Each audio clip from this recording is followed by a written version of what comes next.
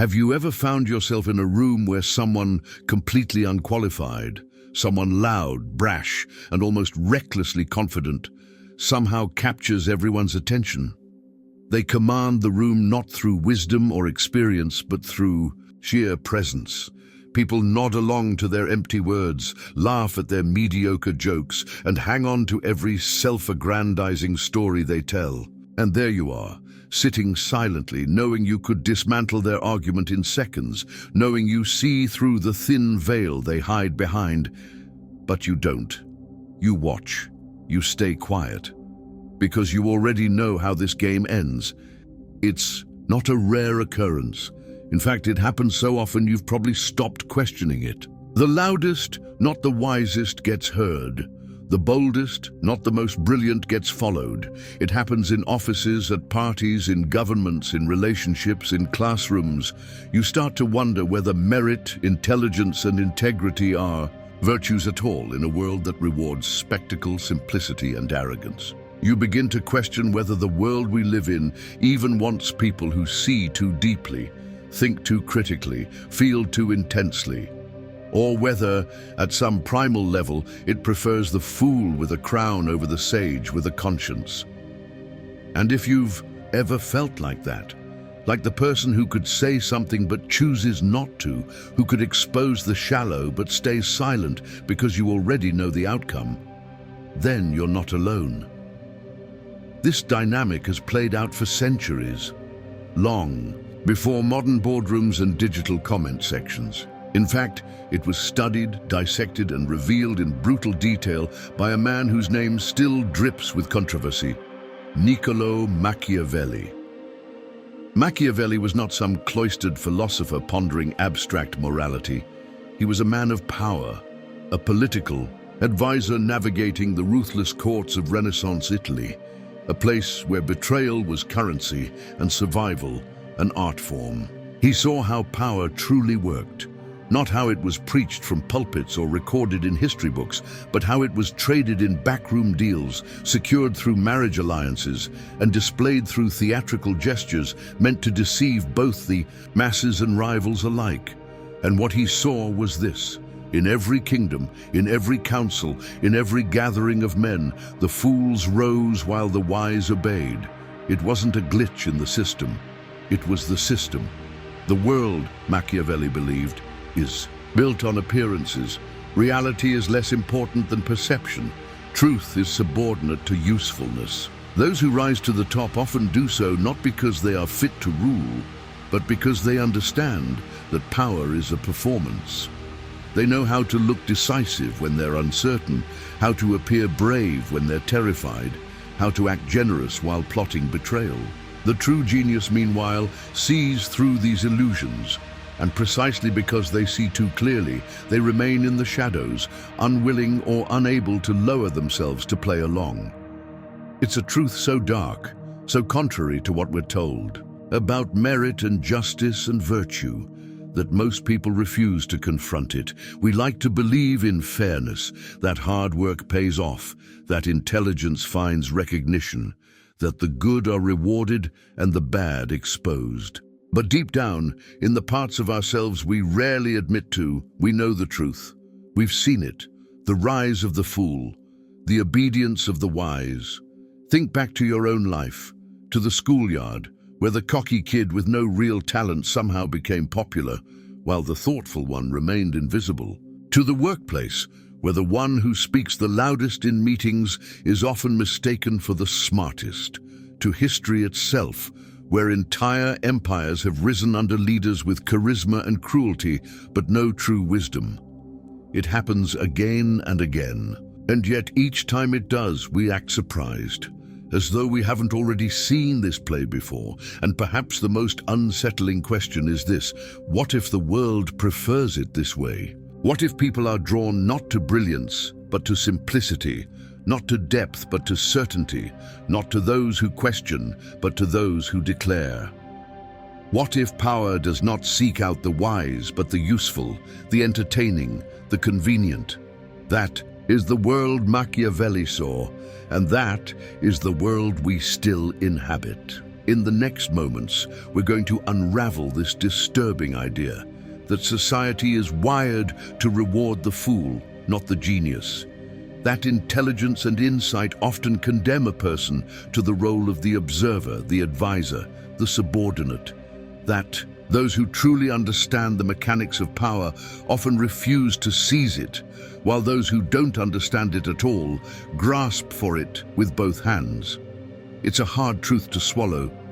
It offends our sense of fairness, our hope that intelligence and virtue will eventually triumph. But if you have the courage to look closely, to confront the uncomfortable, you'll begin to see it not just in history, not just in politics, but in your everyday life. You'll see the fools rising, you'll see the geniuses obeying, and perhaps you'll start to understand why. This is not a story about pessimism, it's a story about clarity, about finally recognizing the hidden mechanics of the world we move through every day, and about what happens when you learn to see through. The performance, even if the crowd insists on applauding. Why do fools rise? Why does the man who speaks without thought, whose words are empty and whose ideas are shallow, so often find himself at the head of the table? Why does the brilliant mind, the one capable of seeing the patterns beneath the chaos, the quiet observer who grasps the entire game in a single glance, linger in the shadows, uncelebrated, unheard? It seems counterintuitive, unnatural even, to reward ignorance and silence genius. But the more you look, the more you realize this is not an accident. It is a design. Machiavelli, in his infamous writings, laid bare this unsettling truth. He argued that the structures of power have always been built not upon wisdom, but upon perception, not upon truth, but upon utility. The fool rises because he is useful to the system. The genius obeys because he is dangerous to it. To understand this fully, we must turn to one of Machiavelli's most misunderstood insights, one often reduced to a cynical platitude, but far more profound when truly unpacked. Machiavelli suggested that in politics, and by extension society itself, what matters most is not what a man is, but what he appears to be. Virtue is valuable only when it serves the acquisition or maintenance of power. And those in power do not tolerate unpredictability, intellectual defiance, or inconvenient truths. The fool, simple in thought and predictable in action, is no threat. The genius, capable of seeing beyond the charade, is a liability. This is the foundation of our exploration, the idea that the world is not built to reward intelligence, but to contain it. The reason for this lies in a simple, brutal fact of human nature. Most people do not want to think deeply. Most people do not want to be challenged. They do not seek leaders who unsettle them with inconvenient truths or ask them to reconsider their cherished beliefs. They want simplicity, certainty. They want someone to tell them what to do, what to believe, whom to blame. The fool, with his confident declarations and uncomplicated worldview, provides this in abundance. The genius, with his nuance, his ambiguity, his tendency to answer questions with more questions, leaves people uneasy. Consider a modern example. In any workplace you've been part of, there is always a type, the relentless self-promoter, the one who speaks in cliches, parrots management jargon, and offers bold, simplistic solutions to complex problems. This person is rarely the smartest. In the room, often they barely understand the issues at hand, but they rise, they are promoted. Their mediocrity is never a hindrance because it never threatens anyone. In fact, it comforts those above them. They are controllable, eager to please, and incapable of challenging the existing order. Meanwhile, the truly intelligent employee, the one who questions flawed policies, who warns of unseen consequences, who suggests radical but necessary reforms, is sidelined. They are labeled as difficult, negative, or uncooperative. Not because they are wrong, but because their clarity disrupts the comfortable illusions upon which the organization is built. This is not unique to corporations. It happens in governments, in religious institutions, in families, in social movements. Power structures inherently resist those who see too clearly, because clarity reveals the cracks in the foundation. It exposes the lies everyone has agreed to believe. And so, the system cultivates and rewards fools, those who believe the illusion, or at least pretend to. Psychologically, this aligns with what cognitive scientists call cognitive ease, the preference for information and people that are easy to process, simple to understand, and non-threatening to existing beliefs. The fool, by nature, operates on cognitive ease. They reduce complex realities into sound bites, binaries, and slogans. The genius, by contrast, demands cognitive strain. They force others to confront ambiguity, uncertainty, and complexity. And most people, driven by their need for psychological comfort, instinctively reject this. This tendency was perhaps best articulated by the French philosopher Voltaire, who observed, "It is dangerous to be right in matters where established men are wrong." The wise man not only sees what others refuse to, but must also endure the punishment for it. Philosophically, Machiavelli's insight suggests a sinister elegance to the social order. Fools rise because their very foolishness makes them palatable to those who wield true power from the shadows. The fool in the spotlight distracts the masses, absorbs their adoration or hatred, and allows the system to continue unchallenged. Geniuses, meanwhile, are kept in check. They are recruited as advisors, analysts, or behind-the-scenes architects, useful for their insights, dangerous if given a platform. And this is where the concept deepens. Because not all geniuses are victims. Some understand the rules of the game so well that they voluntarily choose obedience. They hide their brilliance, offer their wisdom cautiously, and avoid the spotlight. They recognize that to rise publicly is to invite both scrutiny and sabotage. Better to influence power subtly than to possess it overtly. History offers countless examples. Consider Sun Tzu, whose art of war teaches that the greatest victory is won not by direct confrontation, but by subtlety, deception, and the manipulation of perception. Or consider the advisor to kings, the architect of empires, the unnamed strategist, whose ideas shape history while others claim the credit. These are the geniuses who obey not out of weakness, but out of strategic wisdom. They understand that in a world built on illusion, to expose oneself is to risk annihilation. There is also a psychological cost to this dynamic. The obedient genius often lives in a state of existential tension. They see the flaws in the system, the foolishness of those who rule, and the suffering it causes. Yet they must either hold their tongue or speak so carefully that their words are robbed of impact. This creates a dissonance between what is seen and what can be said, between what is known and what is tolerated. Over time, this can lead to bitterness, isolation, or a cynical detachment from the world.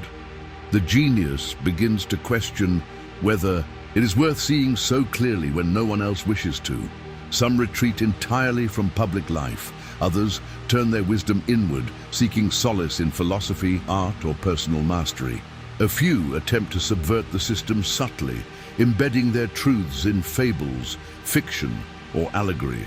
Truths that only the discerning will ever grasp. This pattern recurs throughout history. Socrates, condemned for corrupting the youth of Athens. Galileo, silenced for daring to suggest the Earth was not the center of the universe. Orwell, whose warnings about totalitarianism were ignored by the very systems they predicted. Each time, the world punished those who saw too deeply. Even in personal life, this pattern persists. The individual who questions family traditions, who points out the hypocrisies of social norms, who refuses to accept convenient lies often finds themselves ostracized.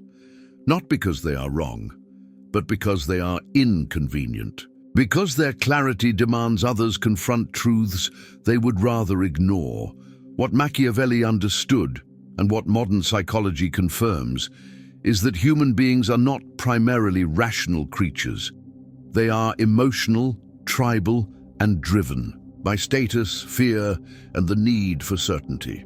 The fool rises because he satisfies these needs. The genius obeys because he threatens them. And yet, within this bleak analysis lies a strange kind of hope. For while the world may reward fools publicly, it is often the quiet genius who shapes its future. It is the strategist, the thinker, the observer, who anticipates the fall of empires, the collapse of systems, the inevitable consequences of folly.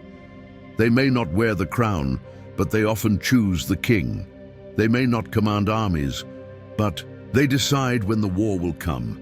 Machiavelli's genius was not in endorsing this system, but in exposing it, in offering a manual for those who could see the game for what it was. A reminder that in a world of performances, true power belongs not to the actor, but to the playwright. And so, while fools may rise and geniuses may obey, those who understand the rules can choose when to remain silent, when to speak, and when to alter the script entirely. But the real tragedy, the one no one dares name, lies not in the fact that fools rise or that geniuses are forced into obedience. It lies in how willingly we, as individuals, participate in this charade. It's easy, even comforting, to blame the system, to see oneself as a passive observer caught in the gears of some cold, ancient machine. But the machine runs because we oil it.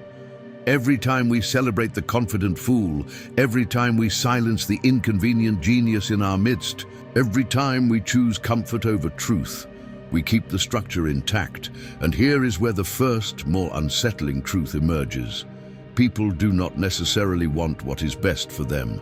Most do not seek wisdom, justice, or even happiness. What they seek is the maintenance of their internal narrative, their carefully constructed illusion of control. They prefer lies that confirm their worldview over truths that threaten to dismantle it. And the structures of power, whether political, corporate, or personal, exploit this with surgical precision. This is why fools rise. Not because they trick us, but because we want to be tricked. Studies in social psychology confirm this uncomfortable instinct. The phenomenon of illusory superiority, the tendency for people to overestimate their abilities and underestimate those of others, creates a culture in which confidence is mistaken for competence. In experiments, individuals rated speakers who appeared self-assured and spoke in firm, simple language as more trustworthy and capable, regardless of the actual content of their message. The content, it turns out, barely matters. What matters is how it makes people feel. The fool, by his nature, simplifies the world into manageable categories, good and bad, us and them, simple problems with simple solutions. The genius, however, offers complexity. He asks people to consider that the problem may not be solvable, that they themselves might be part of the issue, that the enemy is not a person, but an idea, or worse, a habit. And here lies the second, more corrosive truth. People despise those who show them themselves. This is what Carl Jung warned of when he spoke of the shadow, the parts of ourselves we refuse to acknowledge. The genius, by speaking uncomfortable truths, forces others to confront their shadow. The result is not gratitude, but hatred. The one who holds up the mirror is rarely thanked. In modern terms, this is why whistleblowers are punished, why innovators are resisted, and why the child who innocently points out that the emperor is naked is met not with applause, but with anger. Societies, like individuals, construct elaborate defense mechanisms to protect their collective egos. And anyone who threatens this fragile structure, intentionally or not, is treated as a threat. This leads to one of the most quietly devastating realities about human behavior, that truth is not enough. Facts, logic, and evidence, however, sound rarely win on their own. What matters is whether people want to believe them, and most people, most of the time, do not. In psychology, this is known as motivated reasoning, the unconscious tendency to fit new information into pre-existing beliefs, rejecting whatever doesn't conform. In a study by Stanford University, participants were presented with identical evidence about a contentious issue, one set supporting their view, the other opposing it. Unsurprisingly, people accepted the confirming evidence and dismissed the contradictory, no matter how compelling it was. The conclusion was blunt. People value emotional comfort over intellectual honesty, and so we arrive at the most counterintuitive insight of all. The more perceptive you are, the more dangerous you become. Not just to the system, but to the people around you. And not because you intend harm, but because your clarity threatens their peace. This explains why so many of history's visionaries were either exiled, executed, or broken. Socrates for asking too many questions, Hypatia for her scientific brilliance, Giordano Bruno for daring to suggest the universe was infinite. Each, in their way, exposed truths society was not ready to hear. Even in everyday life, you can see this mechanism play out in subtle, almost imperceptible ways. The friend who withdraws when you tell them a hard truth. The colleague who distances themselves when you question the company's toxic practices. The family member who labels you difficult because you refuse to play along with inherited delusions. It is not your ideas they reject, but the emotional discomfort those ideas create. And here's the cruel paradox: the very qualities that make the genius valuable, insight, clarity, independence of thought, are the same qualities that ensure their marginalization unless they learn the art of strategic obedience, which brings us to an even darker revelation. Those who survive are not necessarily those who speak truth to power, but those who learn when to speak and when to remain silent. Not because they lack courage, but because they understand that raw honesty is often self-defeating. Consider the philosopher who couches revolutionary ideas in metaphor, the artist who hides political dissent inside allegory, the scientist who lets others take public credit while quietly steering the course of discovery. These are not acts of cowardice, but of calculated preservation. Because history has shown again and again that society punishes not just evil, but inconvenient virtue. Even our modern mythologies celebrate this. In fiction, the hero who speaks plainly is often sacrificed, while the clever, the strategic, the one who pretends to play along while working from within, survives. What does this say about us, about human nature? It suggests that wisdom alone is not enough. To be effective, wisdom must be tempered with cunning. Morality must be paired with pragmatism. Idealism, if it wishes to endure, must wear a mask. The evidence for this grim dynamic isn't just philosophical, it's empirical. Barry Schwartz's research on choice overload revealed another layer of human vulnerability, that the appearance of freedom can be a form of control. His studies demonstrated that when people are given too many options, their satisfaction decreases, their anxiety increases, and their likelihood of making a poor decision rises sharply. In one study, shoppers presented with 24 varieties of jam were 1/10 as likely to make a purchase as those offered just 6. The abundance of choice, far from empowering them, left them paralyzed. The illusion of freedom, in this sense, became a tool of quiet oppression. This has profound implications for power dynamics, because if you can overwhelm people with options, with noise, with endless, meaningless debates, you can prevent them from ever choosing the one thing that matters. The fool, loud and confident, keeps the public distracted. The genius, silent and compliant, ensures the system's stability. And in between them, the masses drown in a sea of trivial decisions, which leads to one of the final, most unsettling truths. Most people prefer the illusion of freedom to the responsibility of it. It is easier to choose between 30 brands of peanut butter than to question the system that makes you work 50 hours a week to afford them. Easier to argue about celebrity gossip than to face your own mediocrity. Easier to rage against petty, manufactured controversies than to confront the ways in which you have betrayed yourself. And those in power, whether politicians, corporations, or cultural elites, understand this. They have learned to weaponize choice, to flood the public sphere with so many distractions that collective action becomes impossible. This is why fools rise, not because they are exceptional, but because their simplicity serves the system's purpose, and why geniuses obey, not always because they are defeated, but because they understand that to survive long enough to make a difference, one must sometimes move in shadows. The most terrifying thing about this isn't the system itself, but how willingly people participate in it. How often they choose the fool because his lies are comforting. How quickly they silence the genius because his truths are unbearable. In the end, the question is not whether the world is fair. It isn't. The question is whether you will continue to play your assigned role, or whether you will finally see the stage for what it is. And then, the unsettling revelation arrives, quiet and unannounced, like a shadow slipping beneath a door. It is not a scream, not a dramatic upheaval, but a simple, almost embarrassing recognition.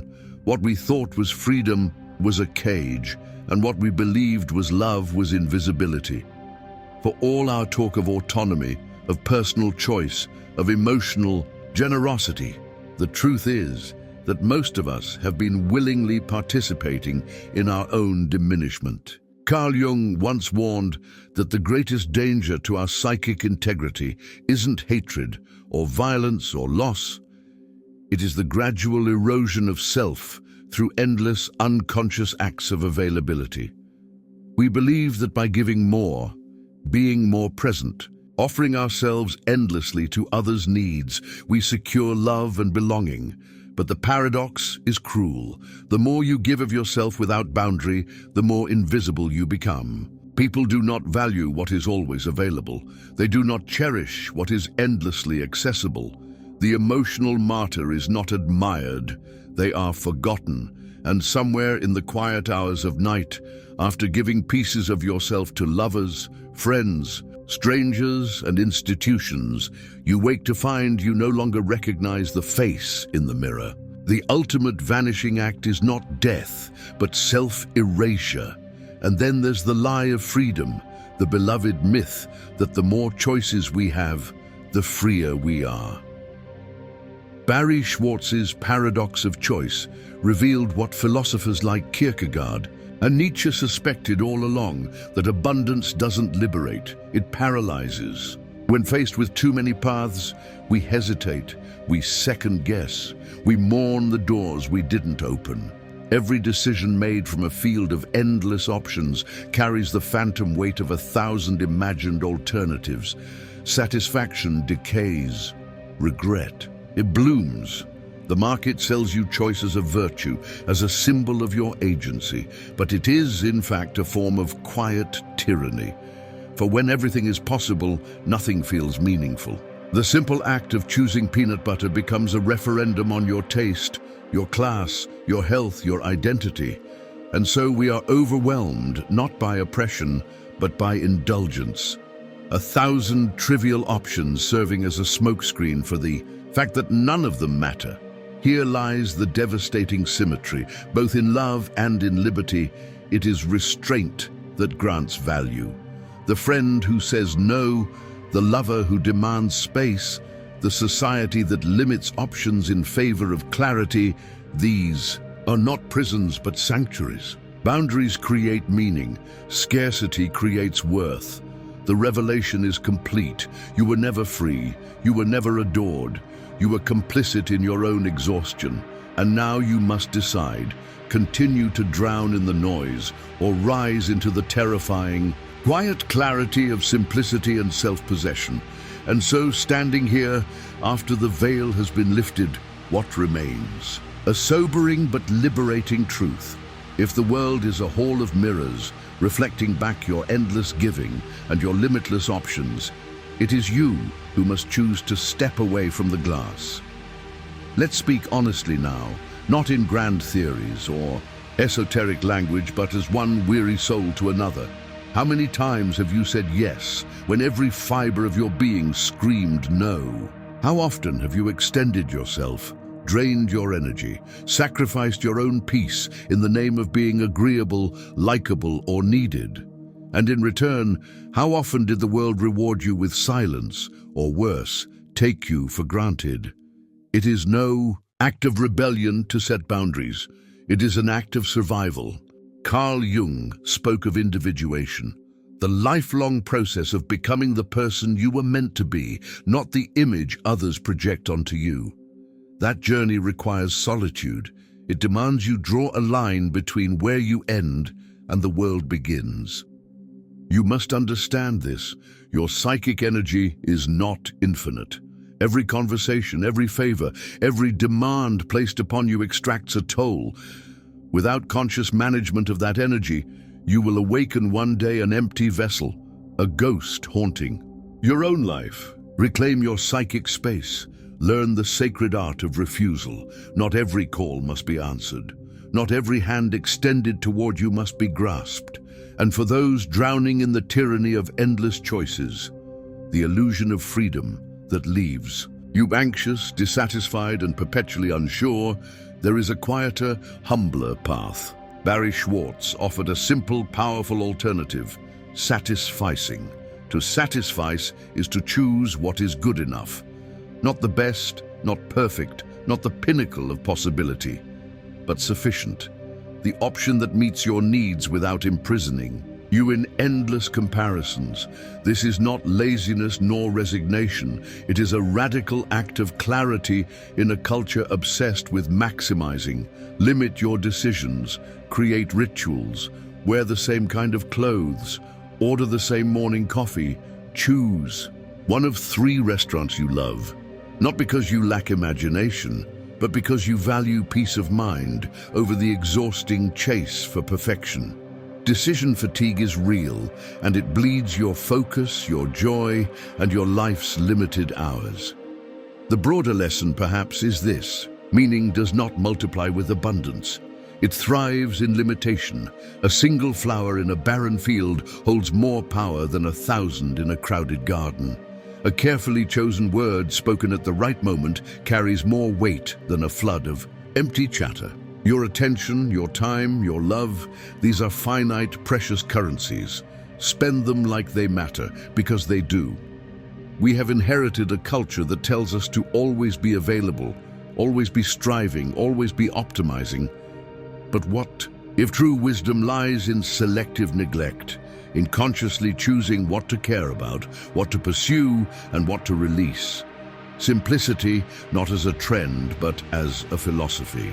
So tonight, or tomorrow morning, or sometime when the world is quiet, I invite you to perform a simple, rebellious act. Say no. Close a door. Ignore a demand. Choose one option and refuse to look back. Protect your solitude like a sacred flame. Make peace with not knowing what might have been. Because in the end, it's not the infinite choices or boundless giving that will fill your life with meaning. It's the few things, chosen well and guarded fiercely, that will shape the story of who you become. And now, I turn the question to you. Have you ever felt invisible, despite always being there for others? Have you drowned in an ocean of choices, paralyzed by the very freedom you thought you desired?